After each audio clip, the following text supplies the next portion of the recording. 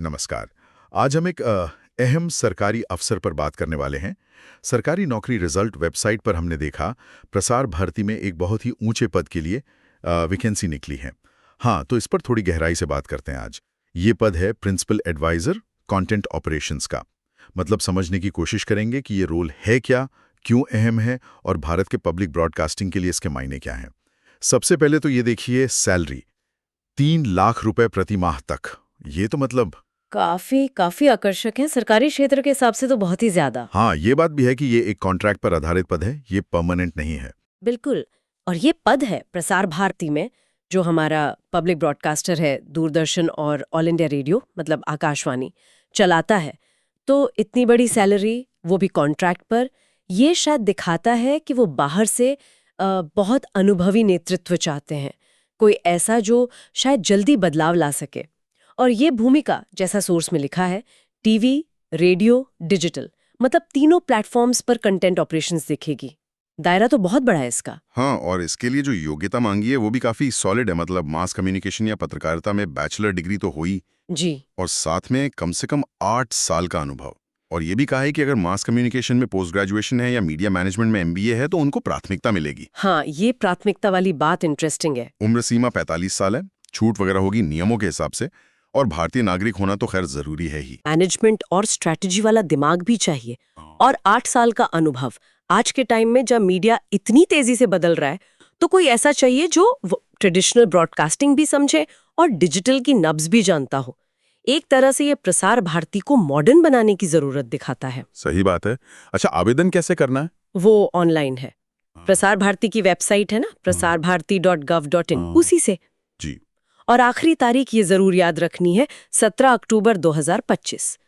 Source में कोई application fees तो लिखी नहीं है। हाँ, फीस का जिक्र नहीं है। और सिलेक्शन प्रोसेस भी सीधा सीधा लग रहा है। पहले एप्लीकेशन की स्क्रीनिंग होगी, फिर इंटरव्यू, या शायद सिलेक्शन कमेटी के साथ कोई बातचीत होगी, और फिर आखिर में डॉक्यूमेंट वेरिफिकेशन। हाँ, लेकिन ये जो इंटरव्यू या बातचीत पर इतना जोर है, इसका मतलब यह है कि सिर्फ क्वालिफिकेशन नहीं देखेंगे। अच्छा।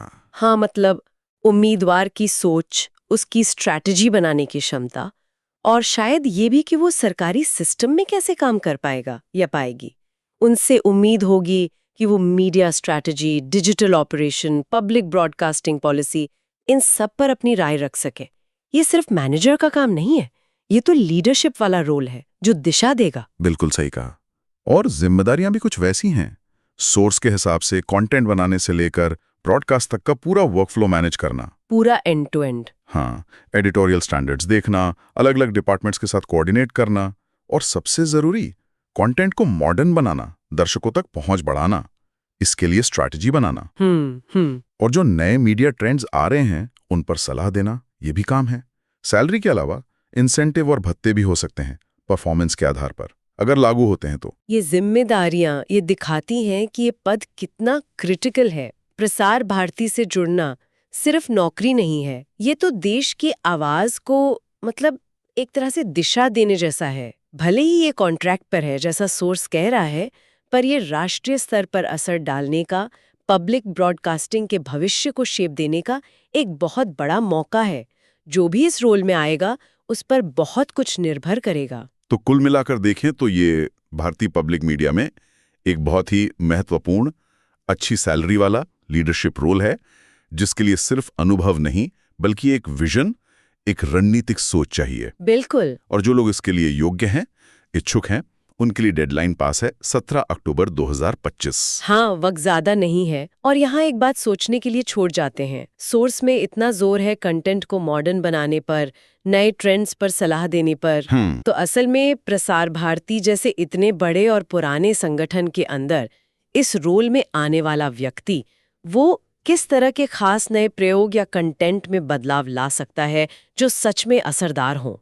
ये देखना दिलचस्प होगा। ये एक चुनौती भी है। सही कहा, ये एक बड़ा सवाल है।